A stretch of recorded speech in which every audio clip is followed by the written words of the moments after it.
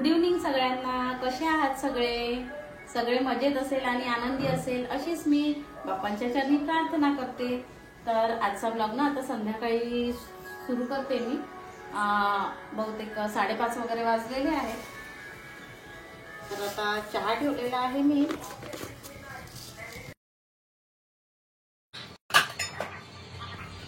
तर मी गॅसवर चहा ठेवला होता आणि चहा उकळेपर्यंत म्हटलं की भांडे वगैरे लावून घेते. दुपारी जेवण झाल्यानंतर भांडे घासून घेतले होते, तर आता ते वाळले पण होते छान.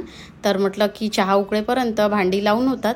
तशी आपल्या गृहिणींना मल्टीटास्क करण्याची सवयच असते की किती कमीत कमी वेळात आपण जास्तीत जास्त कामं करू शकतो, हाच आपला प्रयत्न असतो. तर चहा वगैरे घेऊन घेतला. त्यानंतरची थोडी झाडझूड वगैरे मी घरातली बाहेरची वगैरे करून घेतली. तर आज संध्याकाळची स्वयंपाकाची धावपळ वगैरे नाही आहे म्हणा. थोडं बाहेर जायचं आहे जेवण करायला आणि तसंच थोडं बाहेर मार्केटमध्येही काम आहे, तिकडेही मला जायचं आहे.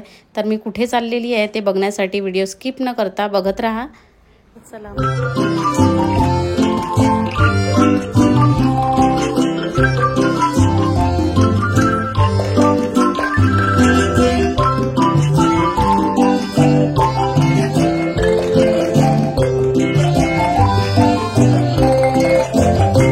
तर मी चाललेली आहे दत्तवाडीला, कारण बऱ्याच दिवसापासून ना माझ्या मिनी मंगळसूत्रातली जी कडी आहे, जे लॉक असतं ते तुटलेलं आहे. तर काही जायला मिळत नव्हतं आणि वेळही मिळत नव्हता, तर काही जाणं होत नव्हतं. आता संध्याकाळी थोडी फ्री होती, त्याच्यामुळे दत्तवाडीत मी सावरकर ज्वेलर्स इथे आली आहे, कारण मी तिथनंच ते घेतलेलं होतं.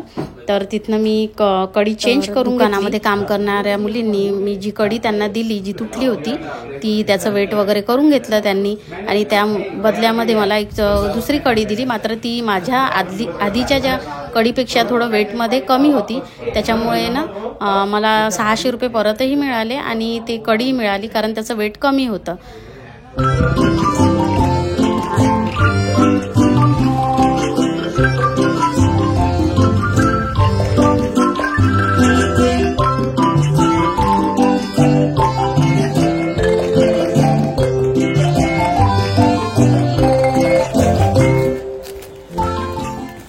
तर सोनाराच्या दुकानातनं आम्ही बाहेर निघालो आणि मग येता येताना इथे मध्ये दत्तवाडीतच एक कपड्यांचं शॉप आहे. कुर्तीज वगैरे मिळतात तिथे छान.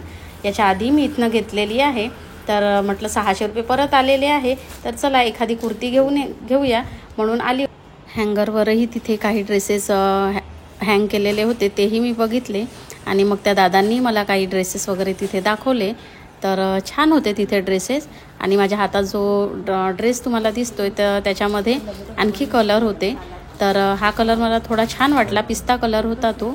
तर अजून ते दाखवत होते मला, तर बघितले मी आणि मग ना हाच ड्रेस घेतला मी. आणि त्यांना मी तसं सांगितलंही की मला थोडा कमी जास्त वगैरे वाटला तर मी परतही करेल, म्हणून मी त्यांच्याशी आधीच बोलून घेतलं. कारण काही दुकानदार असं असतात की आधी हो म्हणतात की परत घेऊ वगैरे आणि मग गेलं की मग ते ना आपल्याशी व्यवहार चांगला करत नाही. त्याच्यामुळे मी आधीच बोलून घेतलं त्यांच्याशी आणि मग ना घरी निघाले. तर हा ड्रेस मी आणला होता, तर छान वाटला मला हा ड्रेस. तर तुम्हाला हा ड्रेस कसा वाटतोय ते मला नक्की कमेंटमध्ये सांगा. आणि 300ला घेतलेला आहे मी हा, तर हा मला परवडला का तेही मला कमेंटमध्ये सांगा. आणि त्याच्यानंतर ना मला आता जायचं होतं शिवजीच्या मंदिरात, म्हणजे जे घराजवळ मंदिर आहे, मी तुम्हाला त्या दिवशीही दाखवलं होतं ब्लॉगमध्ये. तर आज तिथे ना जेवण होतं. रामनवमीच्या दुसऱ्या दिवशीचा हा व्लॉग आहे. रामनवमीच्या दिवशी ना भरपूर ठिकाणी महाप्रसाद असतो, त्यामुळे त्या दिवशी काही इथे ठेवत नाही आणि वाडीतले सगळे लोक झाकी बघायला जातात. त्याच्यामुळे दुसऱ्या दिवशी इथे जेवण ठेवलेलं होतं आणि आमच्या कॉलनीतले सगळे लोक होते इथे आणि आल्या मला प्रसादही मिळाला होता.